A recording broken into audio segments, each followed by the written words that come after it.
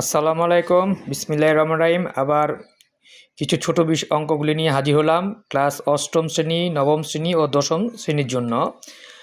সাধারণত ক্লাস 8-এর 4.1 ও 4.2 আর ক্লাস 9 ও 10-এর 3.1, 3.2-এর বীজগণিতিক রাশির মান বের করতে গেলে সাধারণত আমাদের এই বর্গমূলেরগুলির সমস্যা পড়ে যায়, স্টুডেন্টরা পড়ে যায়। তাদের সুবিধার্থে এই ছোট্ট নিয়মটা করে দেওয়া।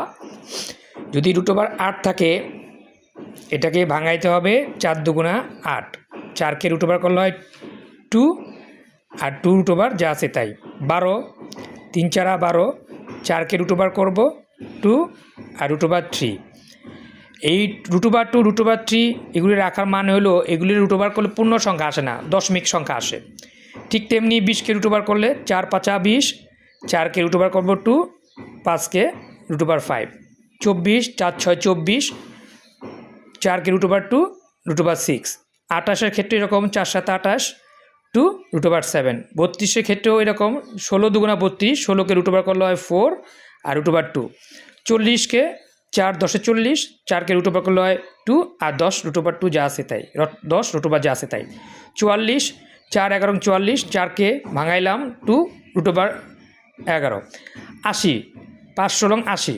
এই অঙ্কটা সাধারণত ক্লাস 9 ও 10-এর জন্য 3.1 3.2 এরকম অঙ্ক আসে। a সমান √3 + √2 প্রমাণ করতে বলে, অথবা x সমান √3 + √2, হ্যাঁ, এগুলি প্রমাণ করতে বলে, তখন এই অঙ্ক সংখ্যাটা লাগে। 80, 5 16 80, 16কে √8 করলাম 4 √5।